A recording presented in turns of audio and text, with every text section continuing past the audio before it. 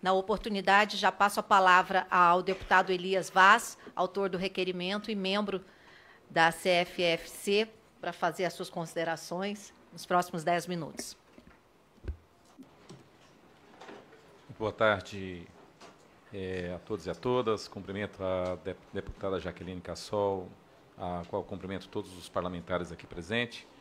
Também cumprimento o Procurador de Contas, doutor Júlio Marcelo, do Ministério Público do Tribunal de Contas da União, a quem eu cumprimento todos os nossos convidados aqui hoje. Eu, desde a minha adolescência, eu sempre ouço falar que uma das questões assim que são importantes na questão da infraestrutura de um país é a questão, né, do investimento e de apostar na questão do modal do sistema ferroviário.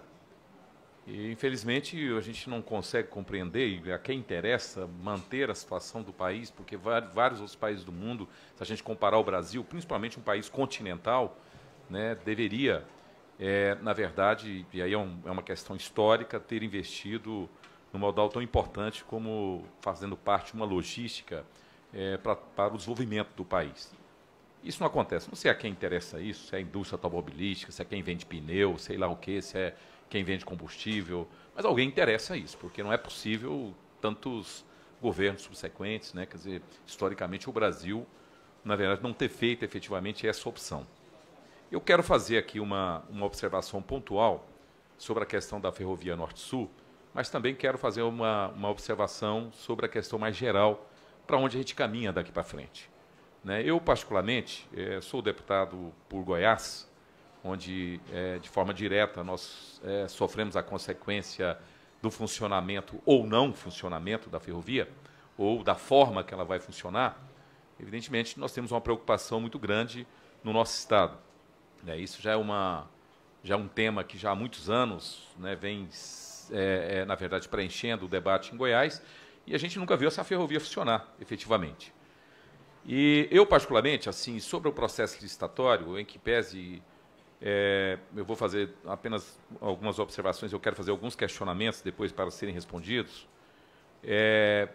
Essa questão, por exemplo, do que foi a outorga, eu não tenho a mesma visão, porque se a gente comparar, né, falar porque teve um ágio de 100%, se a gente comparar com a situação de 2007, que foi, na verdade, a situação lá do norte, onde o trecho, a malha que a VLI ganhou, e que era um trecho praticamente a metade, né, que era em torno de 750 quilômetros, a metade do que foi agora pertenceu ao leilão, nós tivemos um resultado, naquela época, de quase 1,5 bilhão. Se for reajustado, vai chegar próximo de 3 bilhões, então, para uma distância da metade do que foi hoje. Então, particularmente, eu vejo que, se fosse proporcional ao que foi aquela época, teria que superar os 5 bilhões de reais, né? Que foi em 2007. E com uma observação, naquela época, eles teriam que, o pagamento da outorga foi de 50% do resultado do processo, né? Aqui vai ser 5% e depois parcelado aí em vários anos, né? Então, uma quantidade de 28 anos, salvo engano. Então, é uma situação bem, se comparado, eu estou comparando com a própria licitação que aconteceu em 2007. Bom, outras questões, assim, quando foi observado aqui esse negócio de dizer que, porque questão de segurança jurídica, que a agência arbitrou como aditiva a questão dos 5 anos, eu, sinceramente, acho que isso não é segurança jurídica para quem já não está no sistema.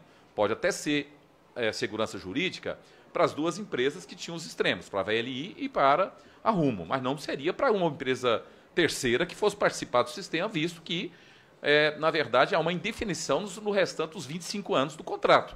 Quer dizer, eu tenho uma situação, não, eu tenho o direito de passagem garantido por 5 anos, mas não tenho, depois a gente não sabe o que vai acontecer, depois a gente vê.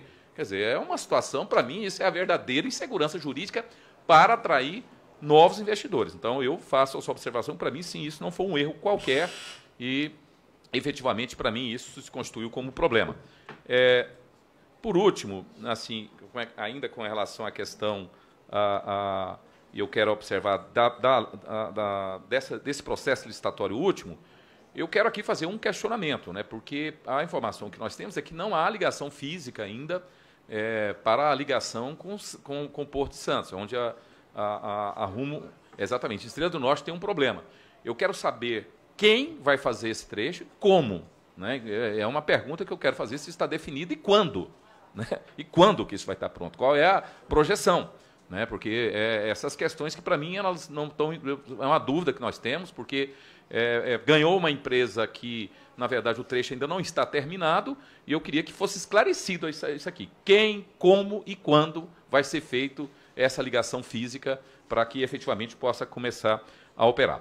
Não, e sobre a questão mais geral, né, eu que não sou um liberal, pensei, bom, dessa vez nós vamos ter um acordo com os liberais, né, porque até pensei com o ministro Paulo Guedes, falando até com o Bruno Sádio aqui, porque eu pensei, bom, ele não vai aceitar esse modelo, né, de exploração que é o sistema hoje no Brasil de ferroviário. Até eu já vi uma comparação que eu achei muito interessante, que seria o mesmo que se licitasse o aeroporto de Congonhas e a TAM ou a Gol ganhasse, só ela operasse. Esse é o modelo que nós estamos adotando para a ferrovia aqui no Brasil.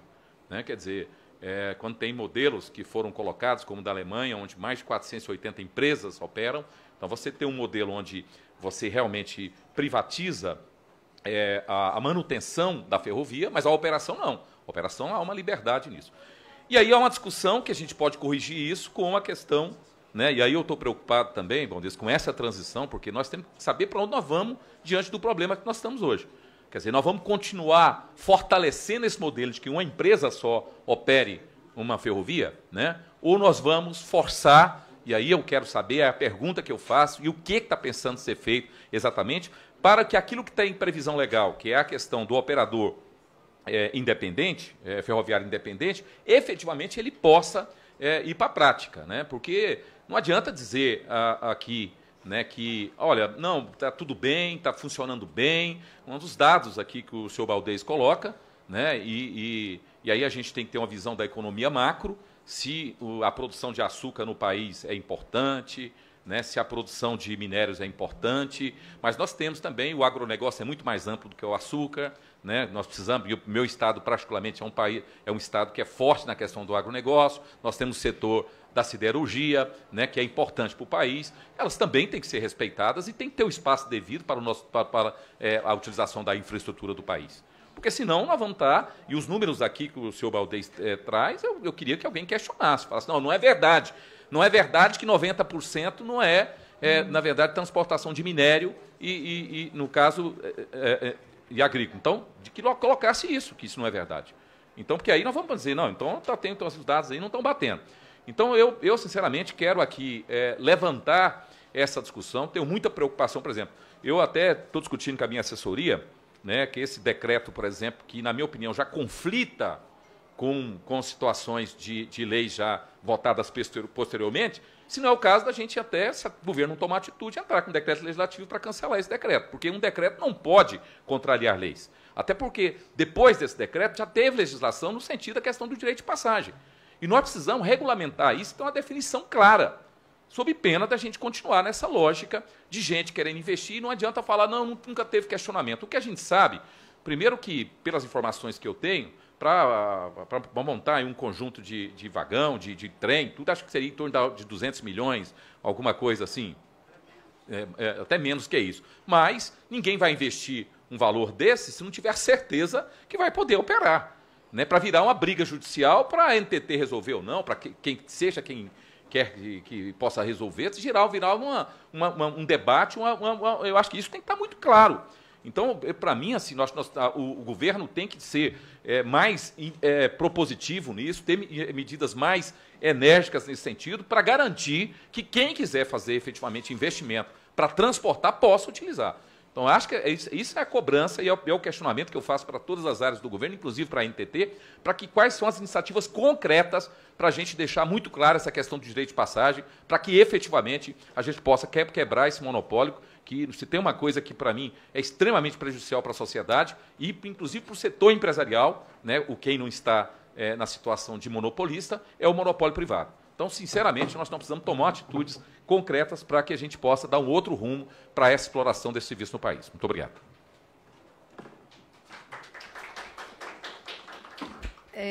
Obrigada, deputado Elias Vaz. Eu só queria fazer mais uma pergunta. Eu queria saber também, só para ficar a pergunta para responderem, a situação da Valec, né? Qual é o papel que a Valec tem? Porque eu já vi o Ministério dizendo que a Valec é uma das que vai ser privatizada, que eles vão acabar. Então, assim, eu acho que a Valec, na minha opinião, pode ter um papel importante na estruturação. Eu quero saber qual é a posição do governo sobre a Valec. Se a Valec vai ter um papel estratégico, os técnicos que a Valec tem, ou se ela vai realmente, como se anunciou aí inicialmente, a possibilidade, inclusive, de extinção da Valec. Então, é outra pergunta que eu gostaria de deixar aqui para o governo responder. O senhor direcionou as suas perguntas para qual dos nossos participantes, por gentileza? Para que ele possa responder e nós possamos, depois dos esclarecimentos, dando 3 minutos para o esclarecimento, e a gente poder passar para os parlamentares inscritos.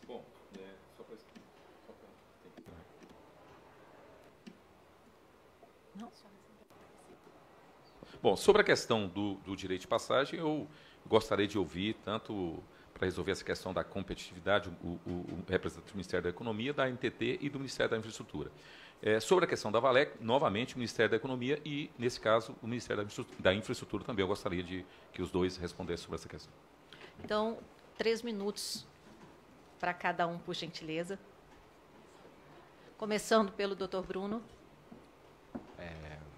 Deputado, obrigado pela pergunta. Assim, em relação ao direito de passagem, a gente crê que é importante a gente verificar o que está efetivamente escrito nos contratos. E assim, apesar de eles terem sido feitos em 98, eles já previam tráfego mútuo e direito de passagem de forma bastante enfática, cabendo a agência elaborar planos plurianuais de investimento para que fosse possível incorporar dentro do investimento naquele próximo período, trianual ou quinquenal, dependendo do contrato, aquilo que fosse cabível para incorporar a demanda que fosse apresentada pelo setor privado e avalizada pelo setor público.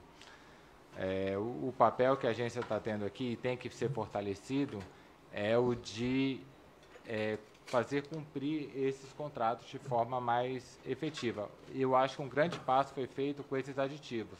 Apesar de eles terem regulado somente pelos próximos 5 anos, um dos questionamentos mais fortes que eram feitos era a questão de, tudo bem, eu tenho essa capacidade reservada para mim, mas ele não deixa eu passar meu trem. Eu não sei a qual preço esse trem vai passar.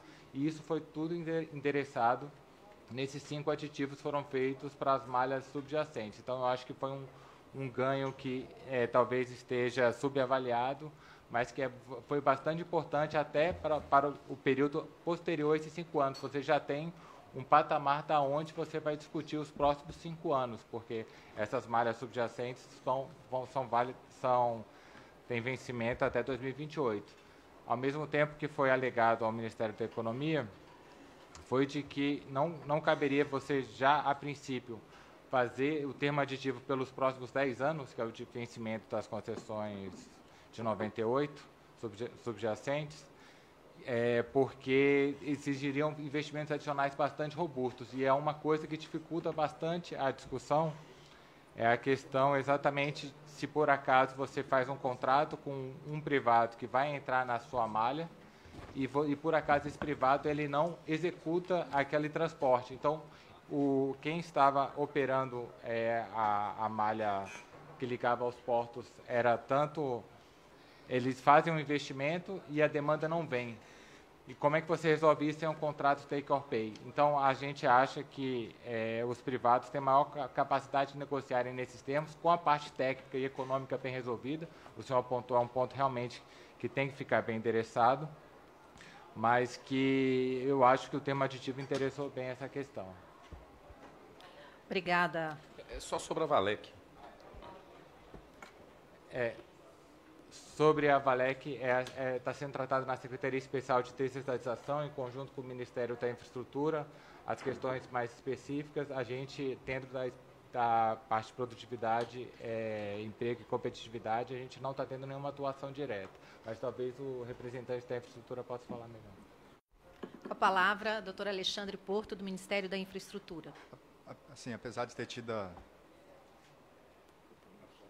eu ter a honra de estar representando o ministro da Infraestrutura, eu sou servidor de carreira da NTT e superintendente de ferrovias da agência, e para mim eu fico muito feliz de poder estar aqui representando o ministro Tarcísio também. Eu trouxe alguns pontos aqui. Primeiro, eu queria fazer alguns esclarecimentos. Acho que as perguntas do deputado Elias Vaz foram muito pertinentes, né? A década de 90, onde o sistema ferroviário, esses 30 mil quilômetros aí, foi desestatizado, que você tinha uma empresa estatal, a rede ferroviária, essa empresa foi quebrada em 7 malhas regionais e foram feita a concessão. Naquela oportunidade foram celebrados contratos de 30 anos sobre o regime de monopólio, assim como a gente tem nos Estados Unidos, por exemplo. Então, e antes da assinatura desses contratos de concessão, foi feito o decreto 1832, o RTF, onde ele estabeleceu o marco regulatório vigente para preparar os contratos para sua assinatura. Então, nós temos que ter assim um pouco de cuidado também, porque nós precisamos ter um ambiente regulatório estável para trazer investidores, precisamos respeitar os contratos, e eu acho que ninguém gosta do monopólio, né? Mas o monopólio também tem algumas vantagens. Você tem uma vantagem de ganho de escala, de escopo, de custo final. Isso é demonstrado na literatura técnica. Por outro lado, sem competição, precisa da agência reguladora atuar para resolver as falhas de mercado e a gente possa poder um sistema mais saudável para toda a sociedade, né? A questão do operador ferroviário independente que foi colocado, a gente entende que o operador veio para ficar. Veio uma alteração legislativa e ele chegou e ele veio para ficar. Tem alguma que opera já? Não, a gente não tem operações e eu vou chegar ao porquê disso no nosso diagnóstico. Na nossa visão são dois problemas. O primeiro é ele não saber qual é o preço que ele vai poder utilizar para precificar seu negócio. Como é que eu vou adquirir frota, montar uma estrutura produtiva sem eu saber qual é o preço máximo que vai colocar? E aí que vem a regulação econômica sobre o direito de passagem, que são os preços tetos. Isso nos contratos de prorrogação estão sendo colocados, né? A gente não faz isso de forma unilateral, sob pena de desequilibrar os contratos vigentes e trazer insegurança jurídica, mas nos termos aditivos de prorrogação, que é um acordo entre as partes, aí sim a agência vai trazer a regulação econômica por direito de passagem para que os operadores ferroviários independentes possam planejar suas operações e iniciar. Então, acho que um dos grandes problemas do operador não estar vingando até hoje no país é em função da ausência de uma regulação econômica sobre direito de passagem, coisa que no contrato da Norte-Sul foi endereçado e nos contratos de prorrogações a agência também está atuando. Outro ponto é a questão da oferta de transporte, né? O operador ferroviário independente, para ele entrar numa linha, ele tem que encontrar a capacidade disponível. E os grandes corredores hoje, né, já estão saturados em termos de capacidade. Então, alguém tem que fazer um investimento para ampliar essa capacidade e ofertar isso.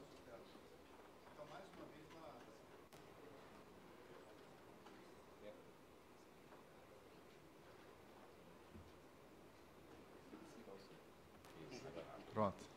Então, assim, enquanto a gente não tiver um choque de oferta de transporte, dificilmente a gente vai encontrar operadores ferroviários nesses corredores aí que já se encontram saturados.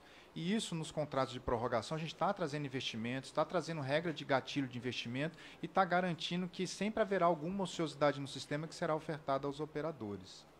As questões das obras da Extensão Sul que o deputado levantou, a Valec, que era a empresa pública responsável por construir a ferrovia, ela entregou o trecho de Anápolis até Porto Nacional, que inclusive está com a licença ambiental e a licença de abertura ao tráfego já emitida pela agência, então um trecho operacional, e o trecho da Extensão Sul, que vai ali de Anápolis até Estrela do Oeste, realmente você tem algumas obras pendentes. Parte dessas obras ficaram com a estatal Valec ainda, que ela tem um prazo de concluir até junho deste ano, e o restante das obras foram transferidas a esse vencedor do certame, no Casa Rumo, e ele tem um prazo de 2 anos para iniciar a operação da Extensão Sul. Isso é uma previsão contratual. Se ele não cumprir essa obrigação, inadimplemento grave do contrato, a agência vai atuar para fiscalizar. A Valec entrega quando o que resta para ela? A Valec concluiu 95% desse trecho. Ela ficou com uma parcela muito residual dessas obras e ela tem um prazo no contrato para ela entregar esse sistema para a vencedora em junho deste ano. Entrega? Se ela não entregar, outra concessionária, até por uma coisa que o Dr. Júlio Marcelo trouxe no processo, o concessionário vai ter que terminar por sua conta e risco, né? Na alocação de risco do contrato, isso foi alterado, acho que foi uma preocupação do Dr. Júlio Marcelo, isso foi recepcionado pelo plenário do tribunal e a agência também implementou isso no contrato, fazendo essa mudança na alocação de risco. Então, qualquer problema que a Valec tenha de não concluir essas obras, cabe ao concessionário terminá-la sem direito a reequilíbrio do contrato, de forma a desonerar aí os cofres públicos. Com a questão da Valec, assim, como representante da NTT, apesar de estar o ministro, o que a gente tem visto, eu acho que o Marcos pode ajudar aqui na assessoria especial do ministro, é que isso está em tratativas, né? Tem se discutido muito, há uma intenção realmente de desonerar o Estado de algumas empresas estatais, mas aí eu acho que está isso em tratativas, em discussão, acho que não tem uma posição final ainda, talvez o Marcos possa trazer esclarecendo melhor, mas de qualquer forma, nós que somos do corpo técnico da área ferroviária, a gente encontra muitos recursos humanos lá na Valec, valiosos em termos ferroviários, né? Nós temos engenheiros ferroviários e não é fácil a gente encontrar engenheiros ferroviários no mercado. E a gente tem todo o interesse em tentar aproveitar esse pessoal de alguma forma na agência, porque nós temos muito trabalho para fazer. Marcos Kleber.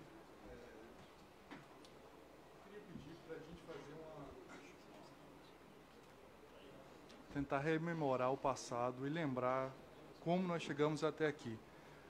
Aparenta que há uma contradição entre nós, né? Mas essa contradição é apenas aparente, não existe contradição. Nós estamos todos com o mesmo objetivo, que é melhorar a infraestrutura ferroviária do país. Como fazer isso é que às vezes pode ser um ponto de uma divergência técnica, né? O Dr. Júlio Marcelo defendeu nas exposições dentro do tribunal a questão do modelo de open access, né? E o governo escolheu o modelo de exploração vertical. Foi uma escolha da política pública, baseado no fato de que o modelo vertical ele é eficiente e pode ter o retorno que nós, Estado brasileiros, espera da infraestrutura ferroviária. Tanto é que os Estados Unidos que aplicam o modelo vertical é o arquétipo do bom desempenho do transporte de carga. O que nos diferencia dos Estados Unidos não é a questão do modelo vertical, mas a completude do marco regulatório, né? Quando nós fizemos a desestatização na década de 90, se queria resolver um problema eminentemente fiscal. A rede ferroviária brasileira ela tinha déficits muito elevados que eram impossíveis de ser suportados pelo poder público. O Estado não conseguia suportar. A dívida era bilionária na época que foi feita a fragmentação da malha e se resolveu fazer essa concessão por bacias geográficas, que foram essas 7 bacias que foram feitas as primeiras licitações, né, das concessões. E o Estado, realmente, ele falhou no acompanhamento desse marco legal, né? Falhou no sentido de evitar certos comportamentos oportunistas das concessionárias, que a gente não pode fechar os olhos e negar. Então, a malha realmente tem problemas, há falhas, né, que nós estamos tentando resolver na implantação de um novo marco legal para resolver parte dos problemas. Acho que todos aqui nessa mesa, nessa bancada, já foram convidados pelo Ministério da Infraestrutura para debater esse problema, para trazer soluções, para discutir as soluções, para resolver os problemas que realmente nós reconhecemos que existem. Há uma concentração de players, né? São 2 grandes grupos que controlam as malhas, que são 13 concessionárias, embora sejam apenas 2 grupos que controlam 95% do setor, né? Há uma concentração de produtos que são transportados, há uma carência no transporte de passageiros, que é muito incipiente no tamanho da nossa malha, né? E muitas malhas que são abandonadas. 2/3 da malha está subutilizado, 1/3 da malha realmente está abandonado. Esses problemas todos nós estamos tentando endereçar, resolver, se não na completude, de uma maneira muito significativa no PLS que o Dr. Baldez citou, que é o PLS 261-2018, que cria um novo marco legal para a exploração de ferrovias como uma atividade econômica. Nesse novo modelo, nós esperamos trazer competição para o mercado, uma competição entre os players, entre as empresas ferroviárias concessionárias e empresas ferroviárias autorizatárias que poderiam explorar novos projetos Greenfield para a expansão da malha ferroviária para o interior e reabilitando parte da malha que hoje está abandonada, tanto para o transporte de carga em linhas short lines, quanto para o transporte de passageiros, diversificando o empreendimento ferroviário, para não ser apenas uma empresa de transporte de cargas e pessoas, mas ser uma empresa multiproduto, onde parte da receita possa vir de receitas acessórias e empreendimentos complementares, né, em projetos associados à companhia.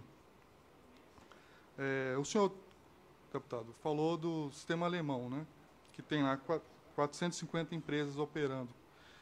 O sistema americano tem 600 empresas operando e consegue operar bem com compartilhamento de infraestrutura.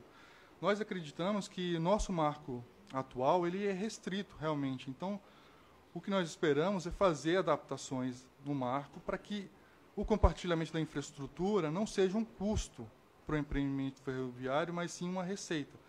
Trazer incentivos, alinhar incentivos para que não haja necessidade de ter nenhum tipo de vedação à nova entrante. Porque no sistema atual é muito difícil para a concessionária que vai vencer o seu contrato em 8 anos, fazer um investimento que não é amortizado no período restante do investimento. Como fazer isso? É criar mecanismos para que esses investimentos possam acontecer de maneira muito diversificada e de maneira que a escassez não seja um problema, né? Seja resolvida pelos players do novo sistema ferroviário que nós estamos estudando em parceria com todos os atores interessados do setor, que é um projeto que hoje se encontra no Senado Federal. Ele já foi tramitado para a Comissão de Assuntos Econômicos, onde ele foi aprovado, e hoje está na Comissão de Infraestrutura do Senado e deve ser discutido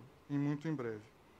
Quanto à questão da Valec, a Valec ela recebeu, na sua revitalização na década passada, a outorga legal de 4 ferrovias, né?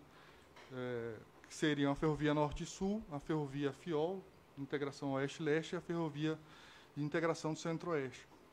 A Ferrovia Norte e Sul ela já está agora praticamente subconcedida nos seus tramos principais, né? E a Ferrovia FIOL nós estamos estudando, né, desenhando um modelo que possa trazer a máxima competição para o mercado. Por conta disso, a Valec teria ainda competência legal para explorar mais 2 ferrovias, né, que seria a FICO, que também nós estamos estudando uma maneira de fazer o investimento, porque também temos que reconhecer a condição atual fiscal do país. O país não tem condição de fazer significativos investimentos ferroviários pelo Tesouro Nacional. Então, nós temos que trazer o investidor privado para participar desse investimento. E algumas formas de fazer isso são pelas prorrogações antecipadas dos contratos, onde nós criamos mecanismos de investimento cruzado para que os incumbentes atuais promovam investimentos como contrapartida para ter a renovação de suas malhas. E as novas ferrovias autorizadas, que nós imaginamos trarão um significativo desempenho para a malha, né? Sobre os OFFs, esse problema do OFF não é um problema brasileiro, não é só uma questão aqui no Brasil que se implantou o sistema do modelo horizontal e o OFF não conseguiu se estabelecer. É um problema técnico que existe praticamente todos os países que tentaram implementar. É muito difícil para um operador, para uma empresa privada que não detém a exploração da infraestrutura, fazer o transporte seja de cargos ou passageiro, num ambiente em que ele não conhece em plenitude o funcionamento da linha. Os problemas de coordenação são muito significativos, mas esse também é um problema que nós estamos tentando endereçar em alguns ajustes no novo marco legal do setor ferroviário. Eu acho que espero ter atendido as Obrigada, doutor Marcos.